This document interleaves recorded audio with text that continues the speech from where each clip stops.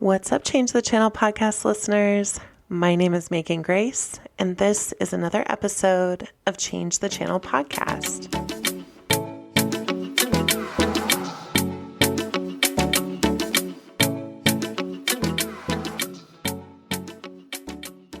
Welcome back to the show. On today's episode, I am giddy, I can't make my face stop smiling to have the conversation with one of my dear friends, Carolyn Egan.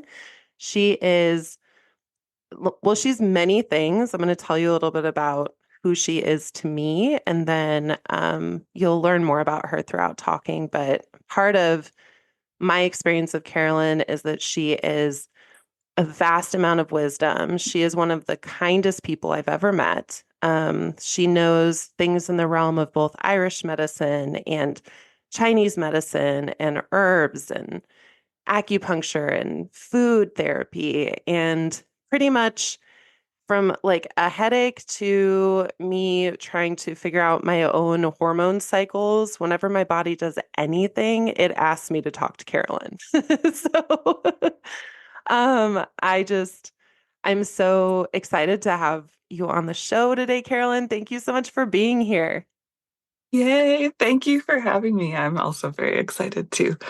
And also, I feel very giddy because I feel before we started, we were just giggling about it all. Yeah. Yeah, exactly. I know that you have this incredible business, Acknowledge Wellness, that has some other key components and pieces that maybe I didn't quite touch on in my fangirl opener for you. So I'd love to hear a little bit more about your business and what is lighting you up about it right now. What's feeling current in the moment? Yeah. No, thank you, Megan. Yeah, again, I'll introduce myself. I'm Carolyn Egan. My pronouns are she, they, and I'm the creator behind a business called Acknowledge Wellness, where I share different herbal products, both teas and skincare products, that 5% of those products go back to supporting off the grid missions, which is a deaf and hard of hearing organization that helps deaf and hard of hearing folks, especially in kind of no, I'm just I feel I'm at a loss for words. Well, it's because you do so many things and you have such a big heart. It's true. They usually work in war zones or regions that have been impacted by hurricanes or weather. So, for example, they've been working in the Southeast to help with a lot of evacuations for deaf and hard of hearing folks. Wow. For Hurricane Helene, they've also been in Palestine. They have an organization presented within Haiti. They do a lot of advocacy work around the world, and I feel they work with so many communities around. So I love that. I feel that's a really big piece. I feel a lot of the aspects of my business kind of center around this idea of a circular economy of the things that you're supporting and buying with your dollars. You're also supporting your health as well as someone else's health, and how that's all interconnected in that way. And then on the other end too, I am a clinician, so I do see patients one-on-one for herbal and food therapy consults, both in person and online. Thank God for the online ones. Yeah. And then I also work with families doing house calls. So I work with families all the way from postpartum all the way to elderly. So I'm also, I guess, a care worker as well, and using the tools that I know as my background before I studied Chinese medicine, and kind of also studying now more of the Irish tradition was in social work and education. There's a lot of those interweaving ties into that. And so I guess what's alive for me in this moment is actually yesterday I had a market, and I haven't done a lot of markets in a long time, but I felt like I needed to just have a lot of my like tea available for folks to try. Yeah. And there's always something really special about sharing tea with folks, whether it's like tea from the Camellia sinensis plant, like green tea, black tea, oolong, or with herbal teas or herbal Mm, infusions, because it allows people that aspect of going within and being able to have conversations. And mm. so I think one, many people loved the Tea of Fury. I was gonna ask about the Your Tea of favorite Fury. tea. Okay, y'all, the Uh, Tea of Fury is life. Like I think I may have ordered, I remember the last time I ordered, you're like, this is the biggest batch I've ever sent out to a person. Um, yeah, it especially during I think during winter seasons, during times of transition, during times of, at least for me, a lot of like stuck emotions or not fully being able to access things like sacred rage or anger, where it just feels like it's bottled up inside. Please tell me how, like, what are some of the magical ingredients of the Tea of Fury? Because I mean, she just keeps on giving. Every time I make a pot, it feels different. yeah, no, I can share that. And to like, I guess too with like the interweavings of like being at the market and having so many people interested in that tea.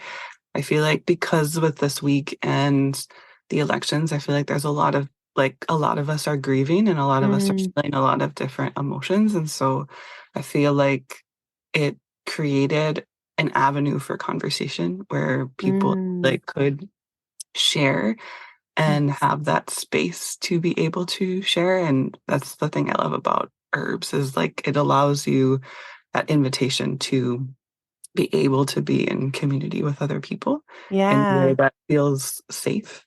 Um, and so there was a lot of really beautiful conversations, I feel like, that were had with the Tea of Fury and like what people were sharing and like very valid concerns and fears. Um and I feel like also what came of like just acknowledging all of those emotions was like ways of organizing too. Mm, But the tea itself, it has four herbs. So it has lemon, cleavers, uh, mulberry leaf, and schisandra berry. And I think originally, like the reason why I I thought about this tea was like kind of me thinking about and other people talking about their experiences with anger and what mm, happens. And so within Chinese medicine, anger is the emotion related to the wood element. It also relates to the organ associated with the liver. And so if you look at aspects of the liver in Chinese medicine, the liver governs the free flow of qi within the body. mm, And so when she is stuck, especially with emotional constraint, that it like in some ways it can create heat. And that heat can also create like emotional irritation or just like yeah. agitation and anger. And I think so many times like our anger is like a really big source of understanding so many other emotions, whether that's grief, fear, anger itself, Sadness. Hmm. yeah, sadness, anxiety. There can be so many things in relationship to anger. And so Schisandra berry and mulberry leaf help a lot with like regulating the liver itself. And well as like cleavers is really helpful for water metabolism. So Mm, in some ways when the liver, like when the wood element more so becomes like too constrained, it can affect the elements before and after, as well as like the whole five hmm. phase cycle. So what generates wood is water. And so sometimes too, when people experience like when they're not able to express their anger, it almost like be, they're either like their water metabolism in their body becomes like retained or it Mm, becomes like dry. And so I cleavers is an herb that's used in many areas of the world, but I know like within Irish tradition, it's used quite often to help with like regulating the kidneys, which is the element associated with water. And so that's cool. it's like allowing you to release constraint from the element that it's generating. So you can also have more free flow of chi. And then Mm, lemon is also relates to the liver in the sense of like the wood element relates to the sour flavor.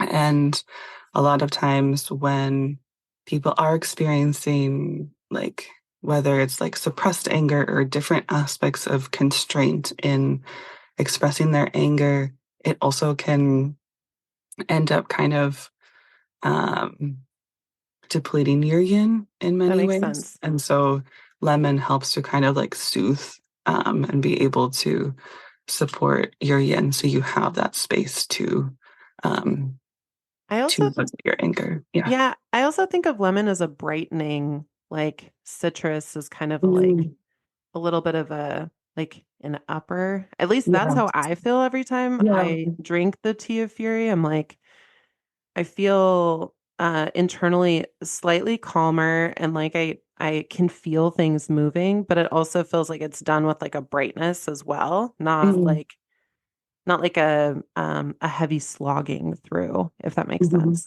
Yeah, no, it does make sense. It makes a lot of sense. Ugh. Mm. Yeah. And it was interesting because yesterday there was a lot of, I normally don't have as many like men come to Mm. my stall. And many of the men actually that did come, they did buy the Tea of Fury. And we were talking Whoa. together about like anger and how they experience it. And I was like, wow, this is actually really amazing to witness because I'm usually not around a lot of men that are like share about their Hmm. experiences with emotions. And I guess too, in some ways, it's like societally, like anger is like one emotion that men are more like allowed to express. Yeah, yeah, yeah, And exactly. so it was really sacred in the sense of like it allowed them to be able to like have a moment where they could talk about it. And I feel like they were really excited to try the tea. They really liked it and they were excited to like use it. So that Mm. um kind of was really reassuring of like, wow, okay, this is also like going to support them in whatever they're exploring within their anger so they can also be in their own like healing process. Yeah. That's so sacred. Are there Mhm. any like themes that stood out from the market when people were talking about their anger that stand out that you feel like would be important to share? Yeah. One actually, I think I think he may also have been Irish. I feel like I always meet Irish people or like people of Irish heritage. They're Like probably drawn to I you a just little bit. I feel like they just like come out of the woodwork and like we don't always like outwardly say, but I feel like it's just like there of Yeah, like I just a don't know. known understanding. It's just a known understanding. Um, but he was talking, and I feel like him and there was another um man too that were talking about kind of their experiences with with alcoholism and like with like being heavy drinkers a lot of their lives. And Mm, um I could like the more that they were sharing, they're like, I feel like it was also this way of like soothing my own anger and mm, not really knowing how to process it or to talk about it. Um, and I feel like that kind of came the more that they were drinking the tea and we were hmm. talking as we were going. And I just thought it was actually, yeah. And over time, they're like, well, what can help with like processing my liver? What can help Mm, in these ways? And that actually I feel like it opened my heart of like, yeah, this is good that you're asking these questions and that you're getting support in these ways. Cause I feel like a lot of men tend to have a little bit more pride of like, I don't want to ask, I'm just going to figure this out. Or hmm, hmm. a lot of different things. And so it was actually, um, it was very encouraging to just have those kind of real conversations where they were Yeah. open, and they were able to kind of share their experiences with like alcohol and what has done with them and for them, like with them, almost kind of like an old friend, and Yeah. how it like allowed them to just like be chill. But many, these two were probably like in their 50s or 60s. And so they were just sharing like how they're kind of coming to this conclusion and they're wanting to figure out a different solution. And then it was like, yeah, this is good that it's at Wow. least that start of a conversation. And how like I see how a lot of like men in my life are just like growing up, like even within our family, how like alcohol is something that was something that they really struggled with. And so I think there's so many like doors to open within Mm-hmm. and within this tea of fury, because I feel like I'm learning more from the Yeah. feedback that people share too, because even though I'm creating this blend, it really is also the people receiving it that I also get to learn Mm. from too, because I only know my experience, but when people are sharing their feedback, it allows me to understand this blend even more, which Yeah. is really a beautiful thing. It was like an act of like co-creation. Yeah. Well, first off, that's so beautiful. And I think I love, and a big part of why I even started Change the Channel was I wanted to start questioning the things that I just believed were true in my head, Mm, or the thought processes, or even the ways that I maybe categorized experiences or people. And mm, so it sounds really beautiful that you're like I set up this thing, and now things like grief and anger that can often be something that especially I think in our culture pull people away, um and isolate. And it makes sense to me that you'd want to drink more alcohol because that it like overloads the liver, makes it busy, so then you're not really feeling or moving any of that stuff. I just love that, where grief and anger could be the thing that makes people go away, those were actually the things that drew people to your tent and the desire to mm, do something new. Um, mhm, and I love that men are getting that support because they deserve it. I mean, each of our bodies are so unique and so different. And at least for me, when I've worked with you, oh, we know we're talking about something important. My throat always does that when something important is coming up.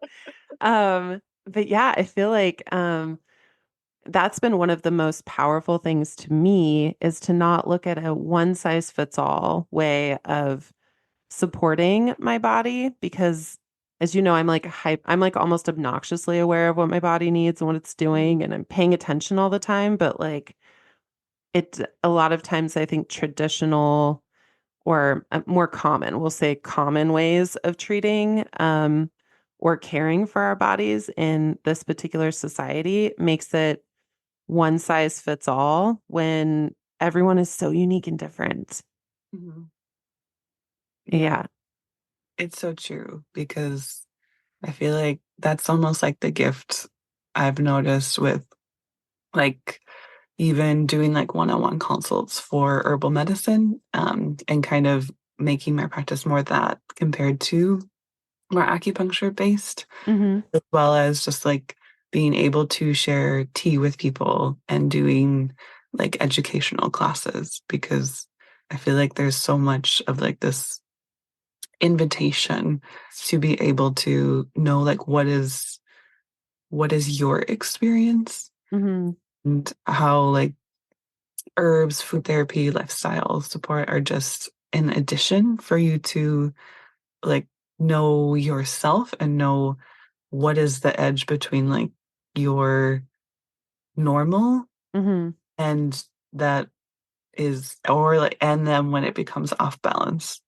Um, Mm. And I feel like for each person it's different. Even even if even if it's somebody that's coming with the same condition. Mm. The Ooh, say more on that. experience, the Do you have ex any good like yeah, examples? yeah. Like the experience of that edge is similar where they intersect and also different. So I guess like what I would say is that um, I tend to work with families, whether that's house visits or also like in person. Hmm. Like sometimes, even with like telehealth visits or in-person visits, like I can sometimes work with people who are sisters or people who are like I work with quite a bit of like queer couples that were Hmm. on calls together. Hmm. Um, and it's interesting, like in that setting, I guess, like with edges, because sometimes they might come in with a similar condition, but their life experience is still slightly different, where they might need different herbs to support them. So, Mm. within Chinese medicine, there's kind of a theory of within like the same condition, you treat differently, and different conditions you can treat with similar herbs or similar formulas. And so, and again, I feel like a lot of times within like the West is like we often think is like it's black and white. But even Hmm. as I say this is very all relative because sometimes too with the same condition, I still might use the similar formula. So it all kind of interweaves. But um, the the thing that I think about too is also just in terms of like your periods, or like if we're talking about like Oh yeah. reproductive health, is that like people who are experiencing night sweats, or like people who are going through menopause or perimenopause, or also people who are navigating their cycles. Like some people do get night sweats, um, even if they're not going through perimenopause or menopause. And even though it's all related to yin deficiency, um, signs or just like qi deficiency, because it's more like leaking, like fluids leaking out, that it could require similar herbs, but it could require different ones. Or Mm. like, um, I guess even in terms of like, because I navigate fibromyalgia and I do see quite a bit of patients who have fibromyalgia, is that even though we all have the diagnosis of fibromyalgia, some of us navigate more heat type symptoms, Hmm. and some of us navigate more colds, or sometimes Interesting. it's a mix of both. So I guess like I'm just talking more about temperature, but sometimes that's the easiest like Hmm. way. And so when people think about like inflammation, sometimes people just think it's heat. But actually, like within Chinese medicine, cold also can relate to inflammation Whoa. because cold slows down your circulation Okay. to not be able to have the blood go to those specific areas. So that can also Makes create sense. a type of inflammation that looks different than like heat type of inflammation. So like if someone has more cold type inflammation, like ginger, cinnamon, like those warming herbs are going to be Mm. more helpful for them than someone who has more like heat type um, Yeah. things where you would need more like herbs that are cooling to be able to help with the inflammation That's so piece. interesting. I Mm. love too. You and I have talked, I mean, as friends and also as practitioners, and also me as a patient of yours, like I feel like words like the immune system or the, kind of this pop culture way that, Instagram, I think of, or like social media just gives you like four slides and it's like, cure your immune system, like right now. And I just remember you being like, there's so much that goes into this. Like it's based on your constitution, it's based on maybe even what, animal, part of like your animal zodiac, like constitution you're built up with. will you talk just like a tiny bit about that? Because it's like one of my like it makes my my face grin to hear when you're in some of some of your more like it's like this conversations. Sure, I can share about that. So like with what you were sharing with like the animal, like the zodiac, the Chinese zodiac, is that within each animal there's an associated organ system. And so when we're looking at um, the immune system, it relates to when you're looking at like I guess Bazi astrology, Mhm. like the main four animals that are in like your year, month, day, and hour. And sometimes you might have the same animals too, but those kind of underlie in terms of organs that are maybe like your strengths, but also the ones that might tend to be imbalanced uh, Mm. throughout your life. And so constitutionally, that's actually a really good way to understand like what kind of pathologies might you be a little bit more susceptible to. I guess in Yeah. that's more of like the medical astrology piece. Uh-huh. In terms of the immune system, there's kind of some overlaps between Chinese medicine and biomedicine. And I think the trends that I tend to see, because I think in many ways, like I love social media, and yet at the same time, it like frustrates me Uh-huh. in different ways because we end up like sometimes reproducing the same information, and then it Hmm. just like we end up not really thinking about like, oh, what is more? What is more to this? And I think the immune system is a really big piece of that aspect because every probably like around August, I always see like a lot of people are like, you have to make these formulas to help your immune system because of all these things. And we don't, and it's almost like from autumn and winter, we hyper focus on like supporting our immune system. But what does that actually mean? Hmm. Uh, and then it almost feels like spring and summer and late summer, we don't really like bat an eye. And then Yeah. it's like this huge influx.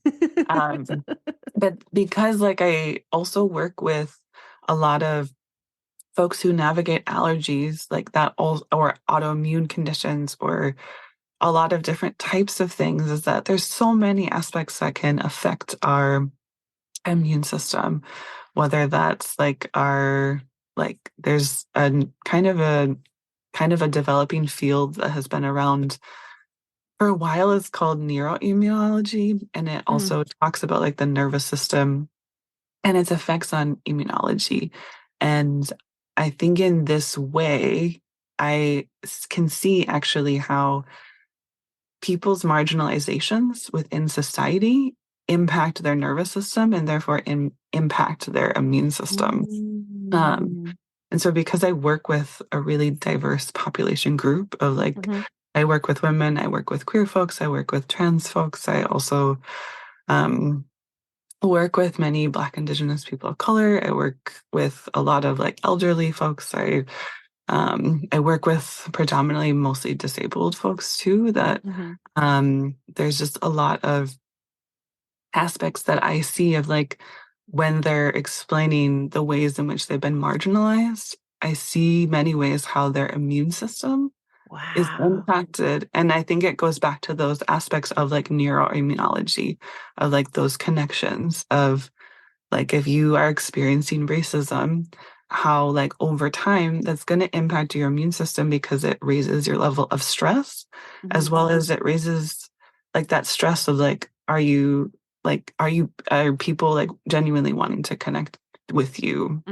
Or I Mm. feel like even within like in navigating disability myself, as well as like many of the conversations I have with my patients, relate to this aspect of like relationships ending because their Mm. friends or family members or people close to them are not able to be with their own like emotions in relationship to disability or, Yeah. or with sickness, and they end up like I feel like their stress ends up going higher because of the fact that like their Mm. connections are are not there and their support networks are gone. And it's not everyone is also different. Some people have wonderful support networks, and that's not always the case. But when we're looking at like systemic things and patterns, that I can see where like those aspects of like systemically how that ends up actually impacting our immune systems and how we can end up actually being more susceptible to um, illness. Yeah. Another aspect is like when we're looking at immune response, like it's actually different. Maybe in the autumn and winter, it might be higher because we're not as outside more and we're more indoors. And Mm-hmm. so that's more of like a vector. Mm-hmm. Um, but even in the springtime, like there's not just like our microbiome, there's also like the air biome of like Uh-huh. allergies and other things within the air of even just like microplastics, like in the clouds that they've been finding, and how Mm, that also will impact like our immune system. And so there's environmental factors that impact. There's also things within utero that can impact, mm, or like post like the birthing process that can impact um, our systems, as well as like when you look within biomedicine, there's different pathways to understanding our immune system response. And in Chinese medicine, it's also looking at our digestive health, like the spleen and the stomach, as well as there's a like kind of two types of qi, like wei qi, and there's like a sometimes too when it's more like a common cold that you're getting more cold symptoms of like mm, um not like sore throat, but just more like maybe like headache, soreness, mm-hmm. feel chills, that it's like an imbalance between the yin qi and the wei qi from like the outside and in. And so there's a lot of different aspects, and even just like different types of cancer in Chinese medicine is often looked at as like immune system, like reacting in a specific Interesting. way, which also has been more confirmed with more biomedicine studies. Uh, Mm, and even I think now in understanding like reproductive health, that for for many like for many folks who like have menstrual periods, is that like your cycle, like you're exposed to different immune responses throughout the duration of your cycle. So from like when you finish your period to ovulation is actually when there's more of a heightened immune response because of estrogen. And then from ovulation to your period, um, with like increased progesterone or prostaglandins or other types of hormones, you actually have a lowered immune response, oh, wow. because the lowered immune response is actually to make way for pregnancy. So like in your first, Oh, that actually makes sense because because it's like pregnancy would be a like an a object foreign that is not yours, pathogen. a foreign thing coming into your sphere, and you would want to potentially not be combating it as much. Yeah. So it's like in knowing those aspects, at least, and the people I talk to and understanding, like even for me, I notice even if I get sick, it's usually like maybe 1 week before I get my cycle. And so, Whoa.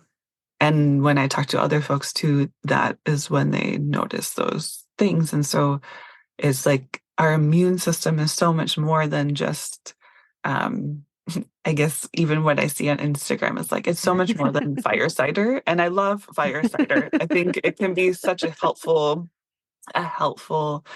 formula for many people. But I think it's like this almost like this. I see how sometimes like it almost is like you have to take this, otherwise you won't get sick. But it's also like sometimes certain formulas are also geared towards certain people. So hmm like even fire cider, it is an amazing formula and it's really helpful for people who tend towards more cold, because That makes sense. it's more of a heat, like it's hot and pungent. And so hmm it's really helpful for many people who have cold, who have more dampness, hmm because it's moving that out. But for people who are already really warm and really dry, there's other formulas or there's other herbs that might be more helpful. for them in regulating their immune system and supporting their immune system. And so I think it, like, from seeing all these trends and then understanding more about the immune system, I'm like, how did we get from like here to like Yeah. understanding this like vastness of what our immune system does and how we can support it? Yeah, it to me when you say that, it feels like, and even what I feel a lot in my own work with people, it's a lot about helping people reconnect to their bodies, Mm, reconnect to what's happening. And I really am finding for myself and for others, like there's almost this sense of like, that's too much. That's for like the doctors. There's a lot happening. Just like give me my capsule or give me my thing because I feel like in a lot of ways, okay, my soapbox. I feel like we have been so often conditioned, not always said, but the way that we're treated as we go through the medical system and growing up and even think a lot of women or, folks that are entering puberty that menstruation is involved in it. There's a lot of like, oh, this is all just kind of weird and like difficult. So we're just not going to involve you in the conversation. We'll just like go to a doctor and they'll tell you about you. Um like even when I have people come in for body work, they'll be kind of like, well, you probably know best. And I'm like, well, you've been with your body your whole life. mm, And so a lot of it is about reminding um, and empowering people in the belief and understanding that we can know our bodies. Like, I think mm, that's such a powerful concept that you're like, even throughout, if you're a person that cycles, that there's certain times that your body is more susceptible or is more open in these certain ways. And maybe that also has to do with like your emotions or I don't know. It mm, just really does feel to me like it's not an accident that we don't know our bodies. It's not an mm, accident that it's easy for us to consume content that says, here's a one size fits all. Take this thing starting in August or September and you will protect yourself well. Because I also think even going back to the conversation on anger, anger is mm, often like an emotion that we repress, but then that also pushes down things like fear or questioning or like, I don't know, uncertainty, all of those things I think get just sort of shoved down under this idea of anger. And when we don't know our bodies and we don't know how to support what's happening, then I think we're more susceptible to just grab whatever quick fix thing there is. I know that happens to me mm, sometimes. mhm. No, and I think you bring up a really good aspect too, is like it's almost kind of like that aspect of almost like wanting to figure out a solution. Hmm. And, um, and yet also understanding that like our body ecologies are Hmm. like very vast and Hmm. diverse within our like within our bodies and within like our emotions and our spirits. And I think sometimes too, it's like the solutions can feel like, oh, okay, like I can feel safe in that. Hmm. And then Hmm. it's like when you do that solution or you do that protocol and it's not working, then I feel like it Hmm. ends up like you're trying to find other protocols or other solutions to try to make you feel safe or to Hmm. make you feel safe in like understanding your body. But sometimes there can be just so much wisdom in like, actually, I just don't feel okay right now. And I need to take time to understand what this means and Yeah. then to be with a practitioner who does listen to Mm. that, because I think that that can also be really helpful, even in terms of um, healing within community and healing Hmm. interpersonally, is being able to voice your concerns, and then having that practitioner reflect it back to you and allow that space of like even like suggestions or things that you're exploring together, that it's still on the autonomy of the person who is coming in, because they they're learning about their body, and as Mm-hmm, they're learning mm-hmm. about their body, like I'm also learning too, of like how do I also support them, and that Yeah. can be really supportive for them. And I really appreciate too when even like I'm trying to understand something about a situation that a patient is going through, and they tell me, no, it's not like this, it's like this. Mm, I feel like in that moment, they're allowing themselves to be truthful of who they are. yeah. And then I can also then be like, oh, okay, I understand where I was maybe not understanding. But it's like through that piece, it can be really powerful of like someone else honoring their autonomy. And Mm-hmm.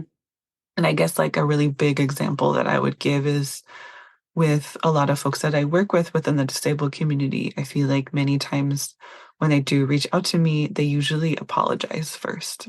Or like introduce Oh. and they apologize first. And I know I used to do that when I would like reach out to practitioners. And I think a lot of it, like emotionally, is like wanting to connect and almost like apologizing for your existence. And Mm, because you've already been maybe like cast aside by other practitioners, or that like you want to connect, but there's a fear of like, I'm just going to get rejected again. And so I have felt like over time with working with folks is that like I notice like when they slowly like say sorry less, that mm. it is like for me it's like a huge celebration of I like love that. you're acknowledging that like, and we can celebrate, and that like we can exist together. Like for Oh. me that like is such a beautiful moment, Mm-hmm. because I've also been there and I understand that piece. And it's beautiful to witness when somebody feels so supported that they're not apologizing. Oh my gosh. That's beautiful. Um, too. And so it is like what you were sharing of like the clients that you see too, and like what you're noticing, because it's almost like that pill in some ways is almost like the aspect of like swallowing. Like I can just swallow and go back. But Mm-hmm. it's almost like in the work that you do, when people start to like share their emotions and share what they're going through, it is that like acceptance of your existence. Oh my gosh, which Um, is which is so interesting even when you were talking about how marginalization and varieties of ways can impact your immune system or your body's like, I don't know, I guess fortification and like resiliency, like the bounce backness of things. It just reminds me of the tend and befriend part of the nervous system that's like, mhm. and that I feel like we oftentimes get really stuck in the like, am I in fight, flight, freeze, or fawn? And it's like, well, it's not like your permanent address. It's not like you Yeah, live there forever now. it's very fluid.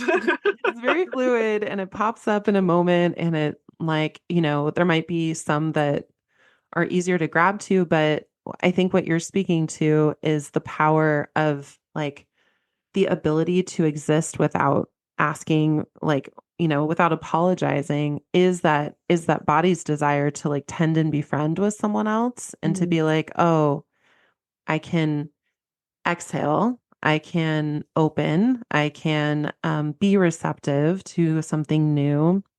The nervous system being a little bit calmer, it makes sense to me that like that I'm sure people's progress just moves even more exponentially faster because it's their way of showing that they have trust with you and trust with mm, themselves, which is really powerful. mm.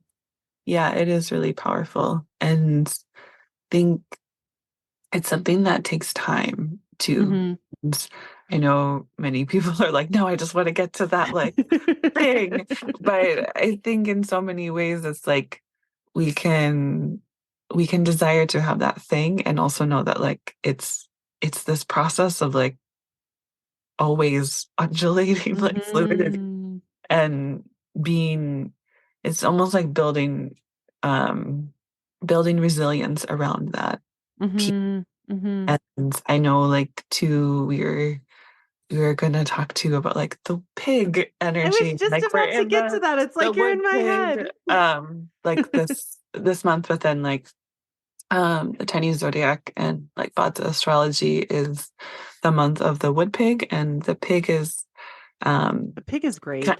the pig is great. It's like we both have pig in our charts, and I think in many ways, like the beauty of the pig, because it relates to water yin, is this like when you think of yin water, it's like I think of like still water, like as well as I think of like fog, mist, like Mm, it's neither here nor there, and yet it's everywhere. And like it's also like water that permeates. And I mm, remember like last year and like in even in my studies of like Bodza, and learning from Dr. Tamsin Lee, who's a really wonderful colleague and friend of mine, as well as just like I will just like read animal studies mhm, about each animal, and even I feel like the dragon and learning about dragon folklore and things. But there's a lot of animal studies of just like how animals interact with each other.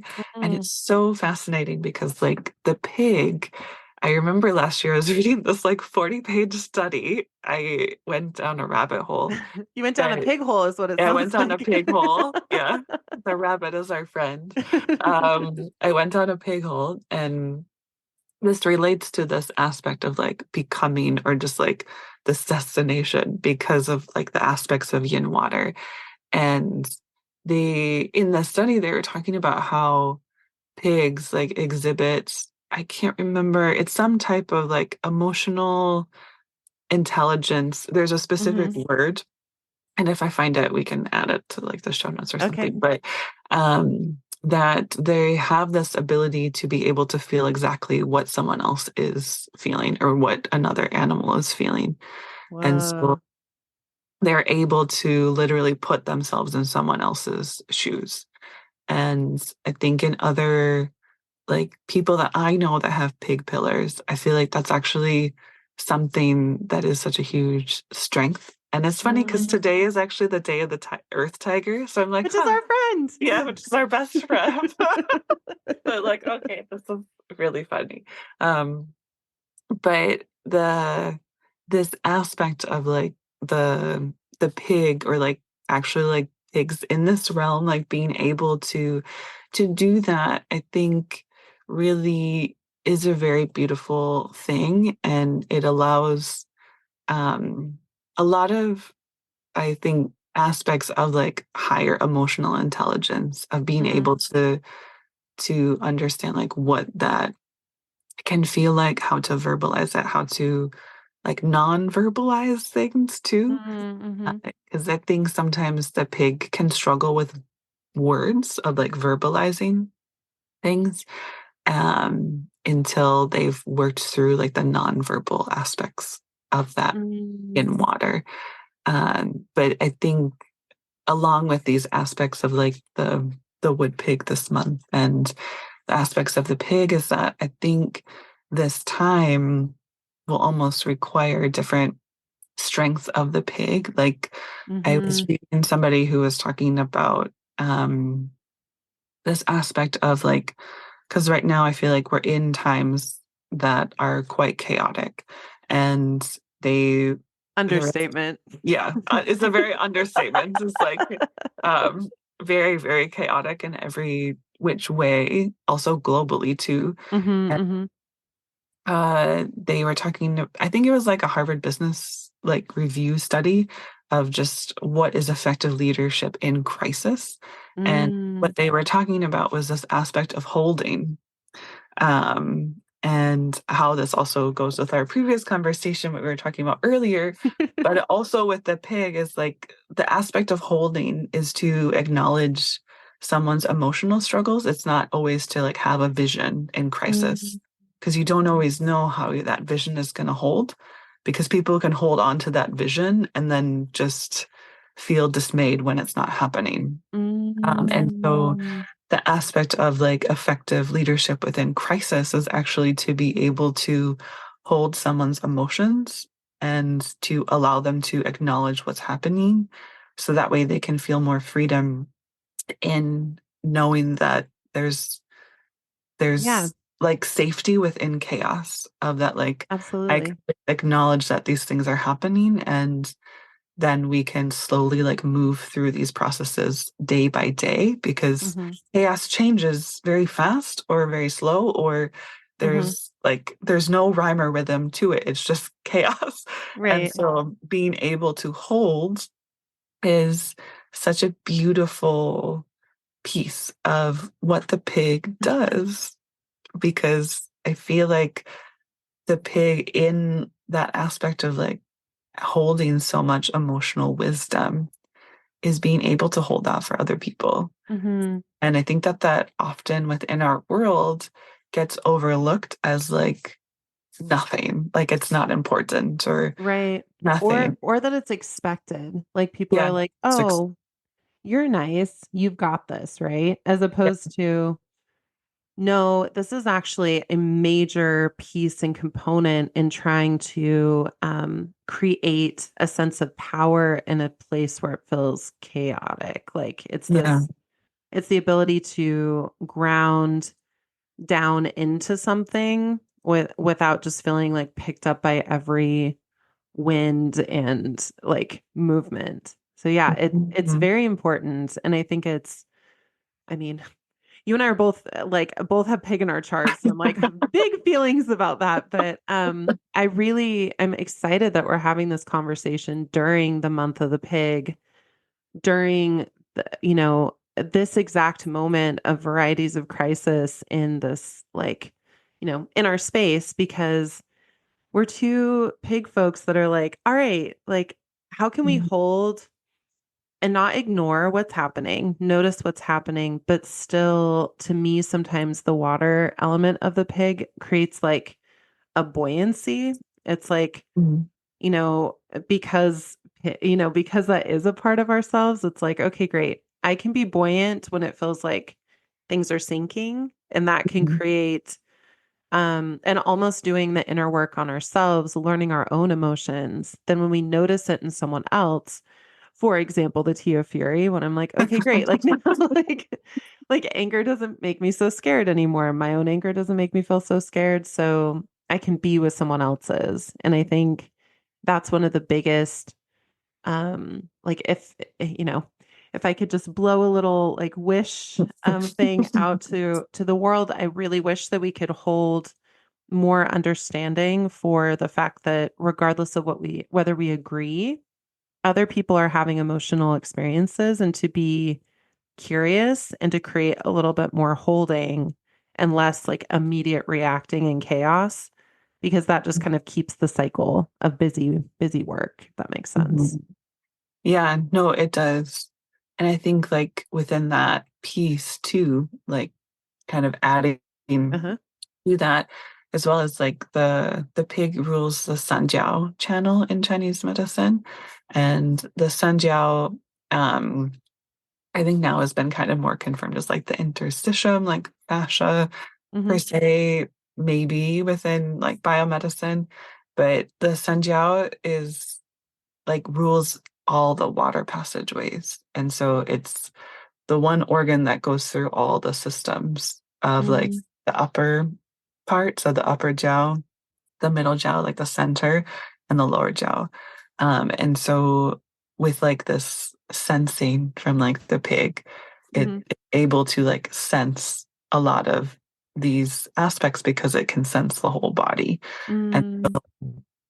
I feel like that, and it's kind of somewhat in like a still kind of really mysterious organ in some ways, but Hmm. also I think the more I learn about it, it's kind of like in some ways it feels ethereal, but also Hmm. very like physical Hmm. to because it is this sensing organ. And even I feel like as people like know more about the interstitium, I think it will make more sense because it's like the interweave Hmm.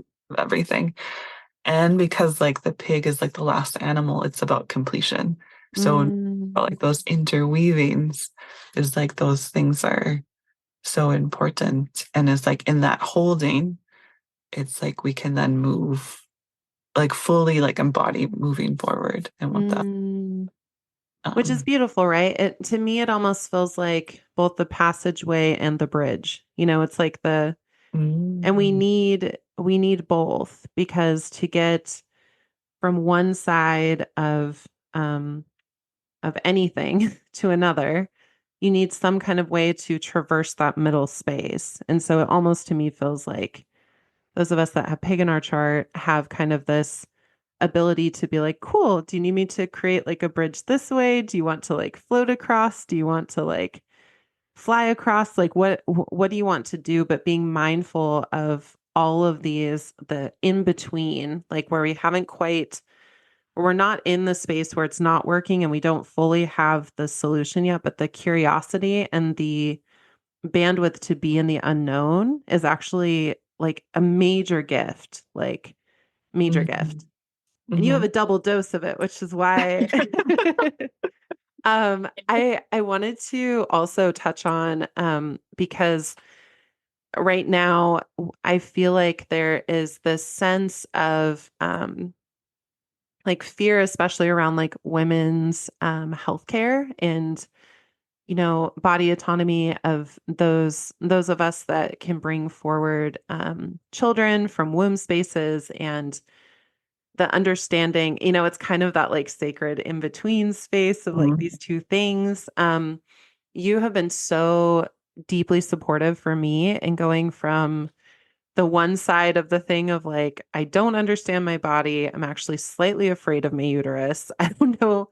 I don't know what she's ever doing. I feel disconnected from her to I feel like I'm kind of in this like little in between space of like navigating the curiosity of what is my cycle and how does that work? And I just feel like you have such an amazing scope and way of creating hope in this somewhat confusing, at least confusing to me, and I think probably confusing to many others. I'd love to hear more of the way that you kind of explain this, like explain a cycle, and also the way that herbs and plants and nutrition and all these things can actually put a lot of power and autonomy back in the hands of those of us that have uteruses, regardless of what mhm. the rest of the world is doing. Because I really like that. I'm a little bit of a rebel. I like that. And I think that could just be really, really helpful. So, yeah, feel free to jump in any part of it that comes top of mind, but I'd love to share or have you Mm. share some of these cool things. No, thank you. And I think it's something I've been thinking about a lot.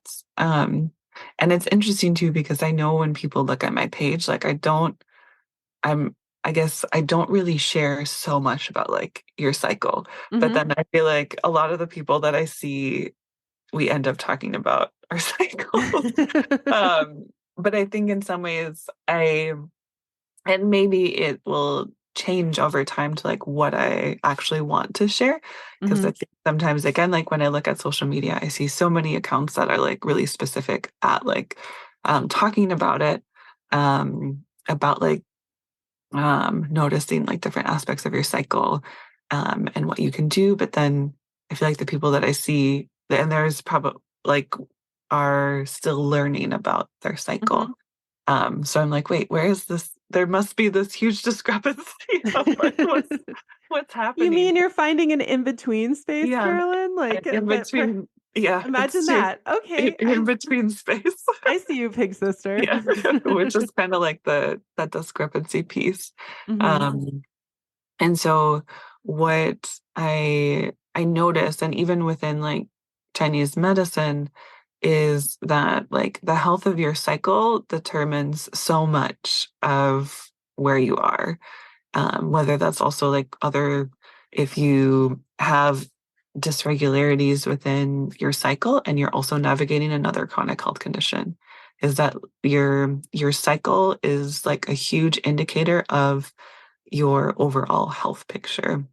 and understanding those shifts and changes over time is really helpful. And this exists whether or not someone is on birth control or not, is on an IUD or not.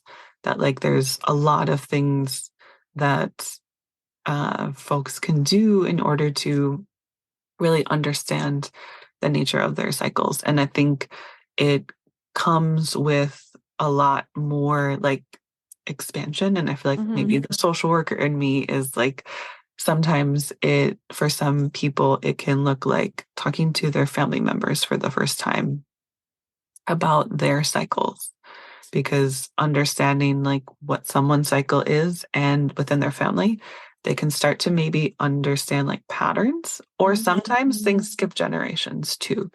And sometimes it's also new, um, in terms of like, I had one patient that was navigating fibroids, and her grandmother and her great grandmother all had fibroids.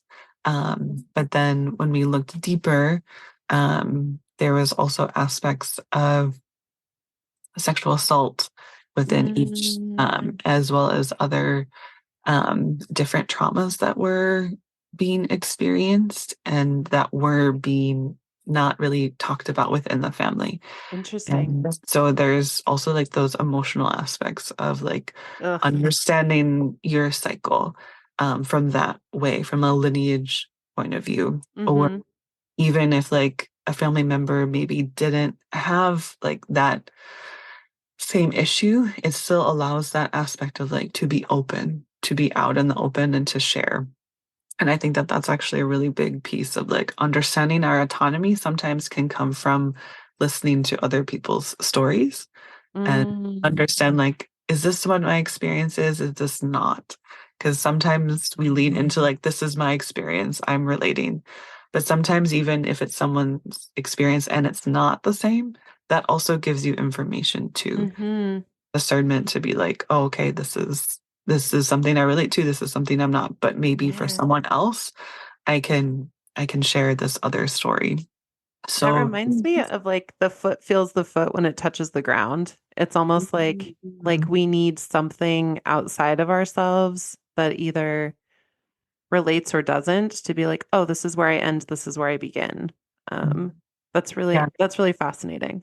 it's true. So, and thank you for sharing that too, because it is kind of that like where the foot meets the ground, because it's like, and sometimes people do know that aspect of like talking to their families. Sometimes they don't. And so it can be moments of healing, too, in that aspect. Sometimes it might not also be safe to talk to their family. So it all just depends Hmm. on that. So I think there's aspects of the storytelling piece of like, how did we get here? Mm, How is this person's individual experience and how is it related to their lineage? hmm. And then if it's not, then it could also be like, how is it related to like environmental pieces Hmm. as well? I think too of like when, yeah, as well as like historical pieces. So kind of allowing those pieces to come in, I think allows the body to also kind of give context for what's happening. That is Mm. not isolated. It's also, I guess, like the neuroimmunology piece of like this like ecosystem isn't just separate. Uh, Hmm. and so that's like one piece. There's other pieces I think of, really understanding like how you feel throughout your cycle. And Hmm. so I know maybe many folks are more familiar with like food diaries, but I think in terms of like understanding your cycle, it could also be like keeping a cycle diary of how you feel throughout your period, like how many days does it last? How long is your cycle? How do you feel through each day that you're menstruating? How do you feel from menstruation, like when it finishes to when you ovulate? What does ovulation look like to you? Because some people don't have discharge. Some Mm. people have days of discharge that are, and that's all within the normal range, or it could be Hmm. normal. Some people have one day of discharge, through ovulation. Um, Understanding like what a fertile window is. Oh my Um, gosh. Can and you talk about a fertile window, please? Because I I mean, just for myself, I've been trying using, like the thermometer, and I have Mhm, this app, and it, kind of tracks, and it feels like it just keeps telling me all the time, like, use protection, just use protection, keep using mhm, protection. And I'm like, am I doing this wrong? Does my fluctuation of my temperature just not go up and down enough? Like, is that mhm, a common thing? Will you talk mhm. about the fertile window, please? Yeah.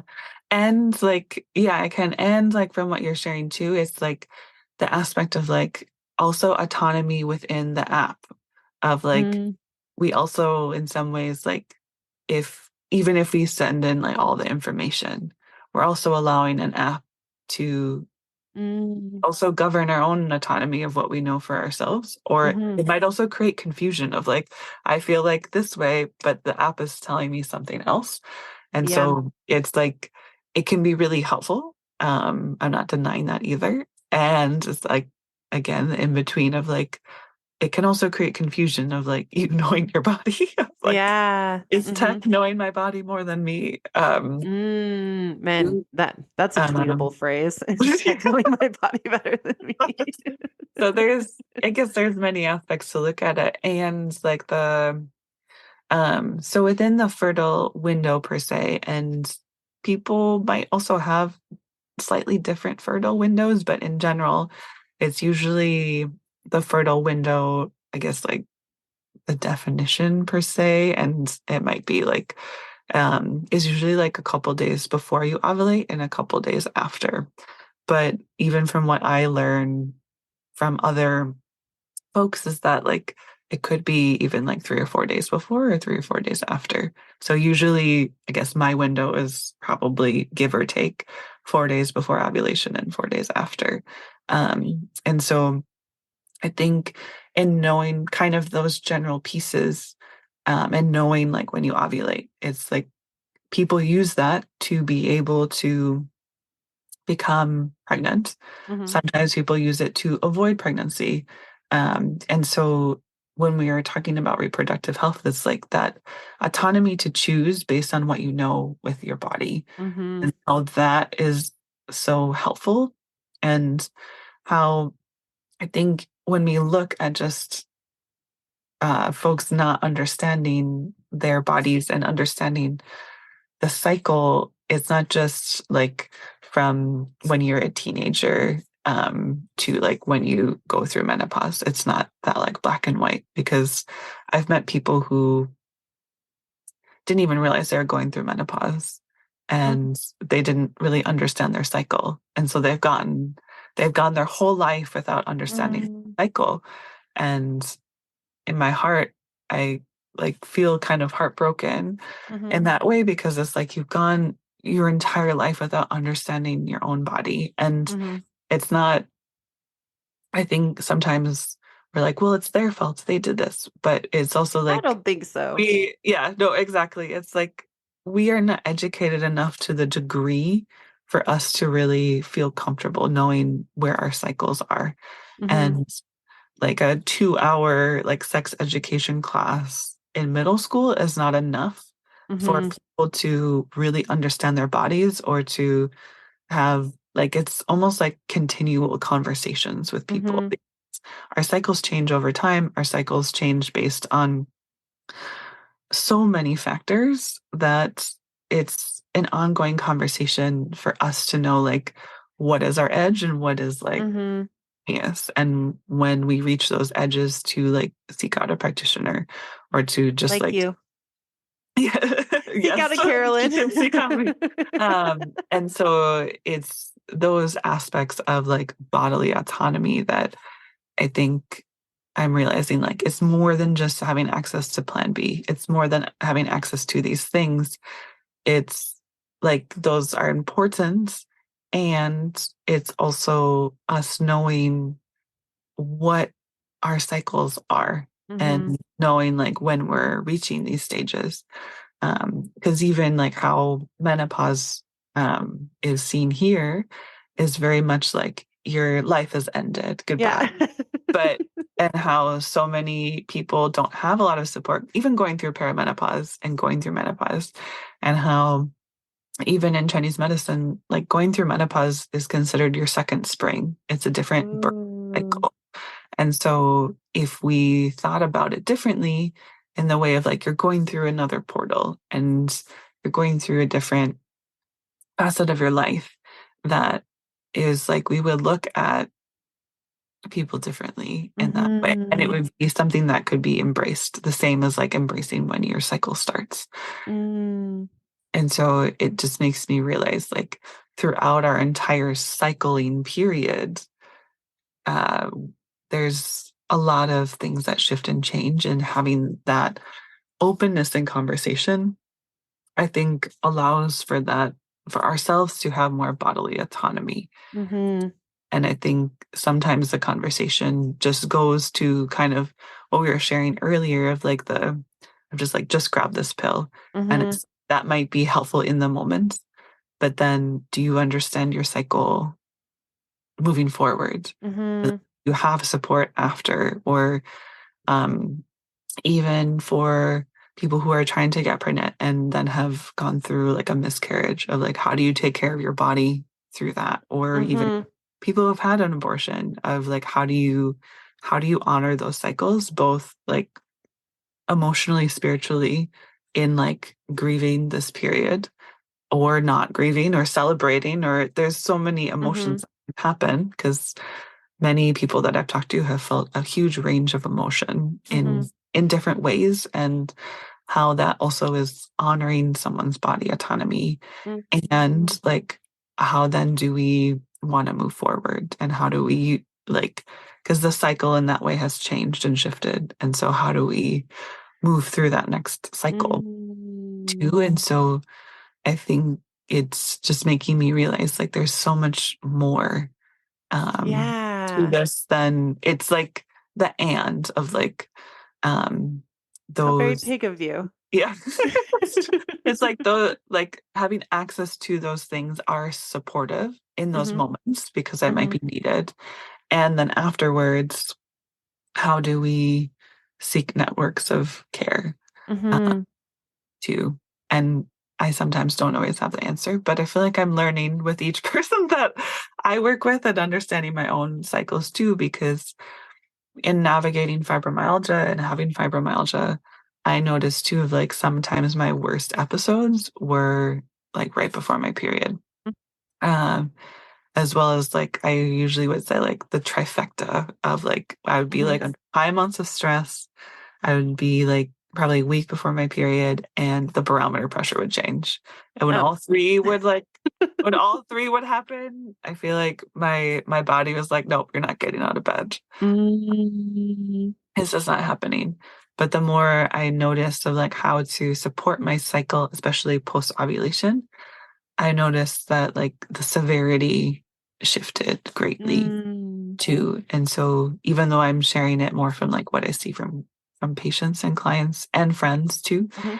I realized too like it's also my own personal experience of understanding my Yeah. own cycle and realizing like my mom had difficult cycles, my grandmother did, but my aunt and my mom, not my mom, my aunt and my sister didn't have. Mm. But in kind of knowing all of those pieces, it helped me to understand like what was happening in my body too. Which is the point. I think what I Mhm. love about all of this is it's almost like a curiosity, like fact-finding, like personal journey, where it's less about like, are you pregnant or not? And it's more like it doesn't matter where you are in your life of these cycles. It's just simply a different door that you're Mhm. opening. Like, what is this month? And I mean, even as I've been starting to track my own stuff, I realize I've been on or hormonal IUD for 6 years. And I can sense myself being like, all right, body, the the IUD is out. Now chop chop, and I can Mhm. just almost feel my body being like, bitch, no, like I'm still figuring my own self out. thank you for joining the party. Can we be kind to each other? Like that's the point, you know? It's almost like with community, I feel like community starts first with ourselves because there's so many systems that are happening and cycles that happen within first. And then with that knowing, then we can move into greater community of like other people that hopefully are knowing themselves or are conscious or aware of their cycles. And as you're talking about storytelling, like bringing forward what is my moment like, so then someone else can bring forward their moment as well and we can learn back and forth from each other. And then I feel like that next step then goes into more of a like systemic way of doing things where it's like how can the way that we build and operate the systems in our like in our sphere that we have control over, how can those come from a place of first knowing our own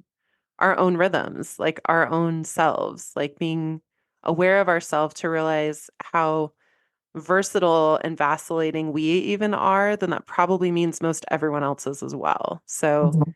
it creates this deep level of empathy, I feel like, in me, empathy and curiosity. Um, Mhm. but I love that you're like, menopause is the second spring. It's not like your life is over. Like, Mhm. what? Mhm. Because that's crazy. I mean, you're still here. That means that there's still life. And it also makes sense too with like um even aging folks and realizing like the type of conversations and connection that's still possible in those next portals of time. I love that. Mhm. I love thinking about tracking our cycles less as like either a okay, like I'm trying to get pregnant or I'm not trying to get pregnant. It's more of a like I'm trying to know myself. Mhm. How do I move? How does my system operate? And when my system is operating as such, if I notice certain patterns, then I can be my own best like wise one and be like, "Oh, something is vacillating in my cycle for me. I'm going to seek a caring professional to sit with me in that and figure out what might else be going on in my life." But to be paying attention is what I'm hearing you say. Mhm. Yes. I was like, nothing more to add. I'm like, yes.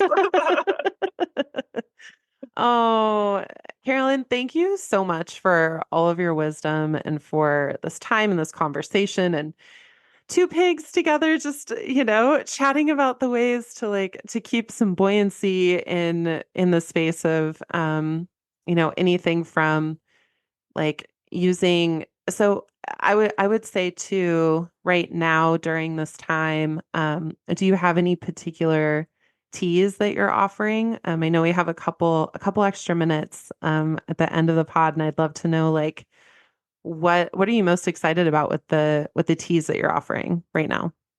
Yeah, good question. I was like, what am I offering? But then I'm like, well, right now, I think I have, in terms of for people who are wanting to like navigate more like the realms of like emotional wellness, Hmm. I have grief support tea as well as grief support oil, and Okay. it kind of can come together. You can gift it for yourself or for a loved one. Mm, I also have the tea of fury, which we helps with love the tea of instant fury. tender. And I also have a lot of, I guess, content around like grief tending. Okay. There's a free, like, downloadable, like, 21-day grief tending guide. And Mm, working with 3 herbs. So you're working with 1 herb a week to be in relationship with in navigating grief. Um, I have a couple of seasonal blends that, because we're now in like winter and a lot of like the lunar solar calendars around the world. And so I am selling 3 kind of blends that are helpful for the winter time. One is an immune support blend that helps more so in preventative because they're mostly all tonics. So you wouldn't use it when you're actively having a sickness. So you would use it afterwards or in hmm between to help the body support a, the general immune function. The other one is Merry Winter, which kind of tastes like hot chocolate, but it has cacao nibs and different berries to help with kind of overall blood circulation and warming the body because of the cold. And then the other one is called Cozy Comforts, which is kind of just warming and like a hug. I love that. And seasonally too, I do also have like, I guess like my main formulas or like generalized formulas are my restful sleep blends, which is mostly for like emotional stagnation, like difficulty going to sleep because of overthinking. I have an eye support blend as well as like a general blend for stress. And then my main, I feel like seasonal one that's always usually a bestseller is my apple, peach, and elderflower cider, Oh, yum. which you can make like a huge pot at a time. It's a little bit different than the other tea blends. But then if folks want to have more like individualized care, I do have one-on-one herbal consults Mm-hmm. that they can do. I So love that. I love that. I will put all of that in the show notes then for people to be able to find you, find your store, get their herbs and tea into their lives. And I love that you're again promoting that people find what they need for them and that there's things that can be general around the seasons, but also the opportunity to make it really custom for mhm. them. So thank you, Carolyn, so much Thank again for you. your time and for your heart and your work. I just cherish you so much. Thank you, Megan. I was like the same, the same. All right, my dear. Until next time, I'm sure there will be another follow-up because I just always want to pick your brain about everything. Until next time. Until next time. All right. Love you so much. Love you too. Bye.